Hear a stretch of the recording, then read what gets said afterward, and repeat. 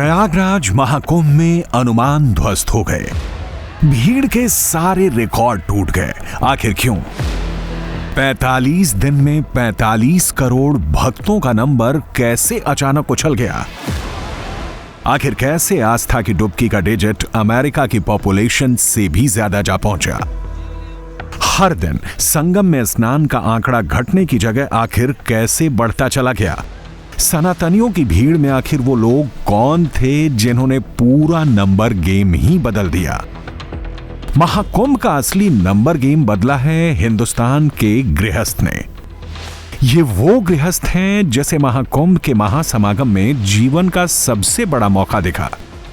ये वही गृहस्थ हैं जिसने सांसारिक जीवन की भागदौड़ से फुर्सत निकाली। सवाल यह है कि गृहस्थ को महाकुंभ की पावन धरा पर क्या मौका दिखा? संगम में आम दिनों की डुबकी की जगह उसने कुंभ को ही क्यों चुना? पहले आंकड़े समझ लीजिए। महाकुंभ में कल्पवासियों की संख्या 10 लाख थी। इनमें अगर 5 लाख साधु संत हटा दें तो ऐसे 5 लाख लोग थे जो गृहस्थ होते हुए भी कल्पवास करने महाकुंभ आए। 30 दिन से ज्यादा का वक्त गुजारा। प्रयागराज महाकुंभ में 144 साल बाद ऐसा दुर्लभ संयोग आया है। गृहस्थ जानते थे कि इस जीवन में दोबारा उन्हें ऐसा मौका नहीं मिलेगा।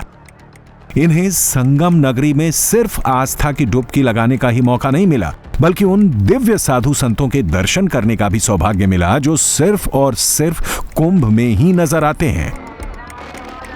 45 दिन तक चलने वाले दुनिया के सबसे बड़े धार्मिक आयोजन में गृहस्थ साधु सनातनों का सानिध्य हासिल करते हैं, प्रवचन सुनते हैं और सनातन की सही परिभाषा को समझते हैं। ये जो ऋषि मुनि अखाड़े जितनी परंपरा के हैं, शैव बैरागी वैष्णव उदासीन जो भी हैं, ये उसमें कितने तरह की जीवन पद्धतियां हैं उसको बताने और जीवन व्यवहार कैसे होता है। मैं उसको इस तरह से कहता हूं। वहां एक जिसको बार बार कहते हैं जब श्रद्धालु स्नानार्थी जोड़े जाते हैं तो कल्पवासी प्रतिदिन 10 लाख जोड़े जा रहे हैं। ये कल्पवासी हैं कौन? हिंदू धर्म में गृहस्थ से सन्यास की तरफ जो व्यक्ति जा रहा होता है। यानी इसका मतलब ये नहीं जब परिवार में है, उसके बच्चे बड़े हो गए, शादी ब्याह हो गए, तो वो कल्पवास करने जाता है। 12 कल्पवास के बाद शय्यादान, यानी एक तरह से आप अपनी जिम्मेदारियों से मुक्त होते हैं।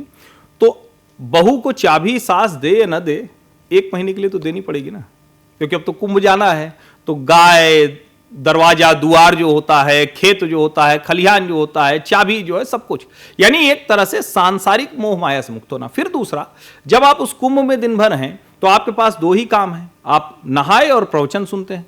प्रवचन सुनने के अलावा क्या करेंगे? आपस में एक दूसरे से बात करेंगे। तो भैया हमारे यहाँ ये समस्या होती है हमारे गांव में, तो केरल के किसी गांव के व्यक्ति की समस्या है, यहाँ कानपुर के किसी गांव के व्यक्ति की समस्या है। यानी एक दूसरे से जीवन व्यवहार यानी समस्या का समाधान वो कल्पवास में होता है। तो ये जो तीनों वजह हैं, यानी राज्य, जो धर्म और जीवन व्यवहार जिसको हम गृहस्थ कहते हैं, उन तीनों का श्रेष्ठ आचरण सीखने की वो सबसे बड़ी जगह है, स्थान है प्रयागराज का। ये जो कुंभ होता है या माघ मेला जो प्रतिवर्ष होता है उसके लिए।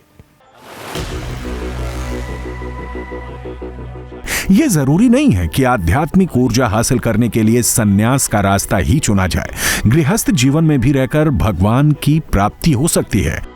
महाकुंभ ऐसा अवसर है जहां गृहस्थ जीवन जी रहे लोग साधना करते हैं, आध्यात्मिक ऊर्जा का अनुभव हासिल करते हैं। साधु संत कठिन तपस्या कर अद्भुत शक्तियां हासिल करते हैं। मान्यता है कि महाकुंभ में साधुओं के स्नान के बाद आम जन जब गंगा में डुबकी लगाते हैं तो संतों के कमाए पुण्य का लाभ गृहस्थ जन को भी मिलता है। इसके अलावा श्रद्धालुओं को संतों के प्रवचन में अमृत संदेश भी हासिल होता है। प्रयागराज महाकुंभ में जहां पर तमाम साधु संत, महामंडलेश्वर, नागा साधु यहां पर पहुंचते हैं, अलग अलग राज्यों से एक साथ महाकुंभ में, कुंभ नगरी में आपको तमाम साधु संतों के दर्शन हो जाएंगे। तो वहीं साधु संतों के अलावा कुछ ऐसे गृहस्थ जीवन के लोग भी हैं जो यहाँ पर संगम में स्नान करने के लिए आते हैं, यहाँ पर तमाम साधु संतों को देखने के लिए आते हैं, कथा सुनने के लिए आते हैं और उन्हें एक अलग ऊर्जा और अनुभूति होती है। सामने आप तस्वीरें देखेंगे तो यहाँ पर तमाम श्रद्धालु यहाँ पर इस वक्त पहुँचे हुए हैं। गृहस्थ जीवन से जुड़े हुए लोग हैं, बुजुर्ग हैं, अपने बच्चों के साथ, परिवार के साथ यहाँ पर आ रहे हैं। और सामने आप देखेंगे तो कथा चल रही है, कथावाचक देवकी नंदन ठाकुर की यहाँ पर कथा चल रही है, उसको लोग यहाँ पर सुन रहे हैं। सनातनी परंपरा में महाकुंभ का विशेष महत्व है। कहा जाता है कि संगम में आस्था की डुबकी लगाने से मनुष्य को पुण्य हासिल होता है, आत्मा की शुद्धि होती है। बहुत से गृहस्थ त्रिवेणी स्नान के बाद घर लौट जाते हैं तो करीब 10 लाख के करीब श्रद्धालु कल्पवास करते हैं। कल्पवास पूरे 1 महीने तक चलता है। इस दौरान साधक संगम तट पर रहते हुए कल्पवास के नियमों का निष्ठापूर्वक पालन करते हैं और साथ ही साथ ज्ञान, सत्संग और साधु महात्माओं की संगति का लाभ भी उठाते हैं। ऊर्जा यही है इनकी वाणी सुन के, जो इतने मेहनत करते हैं, जो अखाड़े इनसे जुड़े हुए हैं, जो काफ़ी दिनों से पहाड़ों पे अपनी दिनचर्या बनाए हुए हैं, यहाँ आते हैं, अच्छी ज्ञानवर्धक ऊर्जा मिलती है। आपका क्या नाम है? मंजू शर्मा। मंजू शर्मा। मंजू जी, आप भी अहमदाबाद से आए हैं, तो मैं जानना चाहूँगा कि जो गृहस्थ जीवन से जुड़े लोग हैं, जो अपने परिवार के साथ ज़्यादातर समय बिताते हैं, परिवार, बच्चों की जिम्मेदारियां, और आप लोग जब समय निकाल के इस पावन धरती पे आते हैं तो आप लोग क्या महसूस करते हैं इन कथाओं में जाके? आनंद महसूस करते हैं कि होना भी चाहिए। गृहस्थ में रह के भी भगवान का भजन कर सकते हैं। जरूरी नहीं कि साधु संत बने या कई तीर्थ स्थान पर जाके हम पूजा पाठ करें। घर पे भी रह सकते हैं, भगवान तो सब जगह है। महाकुंभ में कल्पवास का विशेष महत्व है। महाकुंभ में 3 दिन, 11 दिन और 1 महीने का कल्पवास लोग करते हैं। हालांकि कल्पवास 12 साल तक का भी किया जा सकता है। कल्पवास की शुरुआत पौष माह के 11वें दिन होती है और माघ माह के 12वें दिन तक चलता है। कई लोग महाकुंभ में पूरे 45 दिन का कल्पवास करते हैं। जो लोग प्रयागराज नहीं आ सकते वो इस दौरान घर पर भी कल्पवास कर सकते हैं। कल्पवास करते समय श्रद्धालुओं को 21 नियमों का पालन करना होता है। पूरी तरह अनुशासित रहना होता है। जब हम कल्पवास करते हैं तो 21 नियमों का पालन करते हैं। कुंभ नगरी में अगर कल्पवास कर रहे हैं, माघ मेले में कल्पवास कर रहे हैं, तो आप 21 नियमों का पालन कर रहे हैं। यानी आप क्या कर रहे हैं? आप एक तरीके से अनुशासित जीवन जी रहे हैं। और फिर 21 नियम में कुछ नियम ऐसे हैं कि आप अपना खाना खुद बनाएंगे, 1 टाइम खाना खाएंगे, ज़मीन में सोएंगे, झूठ नहीं बोलेंगे, 3 बार स्नान करने जाएंगे, देवता की पूजा करेंगे, तुलसी की पूजा करेंगे, तुलसी का बिरवा बोएंगे, है ना। इस तरीके से बहुत सारे 21 नियम भगवान दत्तात्रेय ने बना दिए हैं, पुराणों में वर्णित है, और उन्हीं को लेकर बड़ा सब लोग पालन करते हैं। 3 टाइम नहाते भी हैं। अब दान करेंगे तो वेणी दान करेंगे, अपने बालों का दान करेंगे, आप पदत्राण करेंगे, चप्पल पहनाइए। कुछ लोगों को जिनके पैर में चप्पल ना हो उनको चप्पल पहना दीजिए, गऊ दान करिए। तो इस तरीके से दान परंपरा को ध्यान करेंगे। आप ध्यान क्या करेंगे कि आप लोगों के प्रवचन सुनिए, उपदेश सुनिए, कीर्तन करिए, तो आपका दिमाग सही होगा। तो दरअसल mind mapping, mind management, emotion management, है ना, ये सब कुछ यहाँ हो रहा है। ये सब कुछ यहाँ हो रहा है। वो करत हूँ पुकार यार सुनिए गुहार मेरी। तो आप जब यहाँ आते हैं तो पुकार करते हैं, साध संगत की बार बार कर जोड़कर सविनय करूँ पुकार, साधु संग मोहि दीजिए परम गुरु दातार। हे गुरु मुझे साधुओं की संगत दो, मैं यहाँ पर आया हूँ, मेरी साधना सिद्ध हो जाए। और यही काम करने के लिए लोग यहाँ पर आते हैं। अगर कल्पवासी इन नियमों का पालन नहीं कर पाता तो कल्पवास भंग माना जाता है। जो कल्पवास का कठिन व्रत पूरा करते हैं, मान्यता है कि उन्हें इच्छित फल मिलते हैं और जन्म जन्मांतर के बंधनों से मुक्ति मिलती है। हमारे साथ 92 साल के यूपी गवर्नमेंट के एग्रीकल्चर डिपार्टमेंट से डिप्टी डायरेक्टर के पद से रिटायर हुए शख्स मौजूद हैं। अंकल जी, क्या नाम है आपका? ब्रह्मदेव उपाध्याय। ब्रह्मदेव उपाध्याय जी हाँ। कितनी उम्र है आपकी? लगभग 92 साल की हो गई। हाँ, यहाँ आकर के 1 महीने का जो परिवर्तन का वास होता है उसमें आध्यात्मिक वृत्तियों का बढ़ाव होता है, विस्तार होता है, उसका मनन चिंतन स्वाध्याय यहाँ लोग आके करते हैं। और गंगा मैया, सरस्वती मैया, जमुना मैया का पूजन करते हैं, संत महात्माओं से संत की वाणी सुनते हैं, तो उससे उनका कुछ आत्मिक उत्थान होता है, आत्मिक उत्थान होता है। और वही हमारा अंतिम लक्ष्य भी है। एक वक्त अन्न लिया जाता है, 24 घंटे में 1 बार अन्न ग्रहण किया जाता है। और प्रातः शौच आदि से निवृत्त होने के बाद एक स्नान यहाँ कर लेते हैं।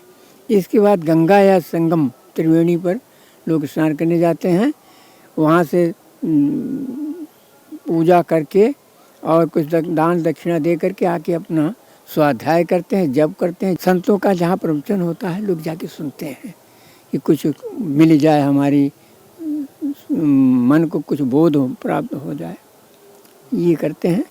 और 15 दिन के बाद यहाँ जो बड़े अच्छे स्थान हैं, अच्छे स्थान का भ्रमण करते हैं। अक्षय वट को, सोमेश्वर नाथ यमुना के उस पार हैं, मेड़ी माधव हैं, नागवासुकी हैं, त्रिवेणी संगम है।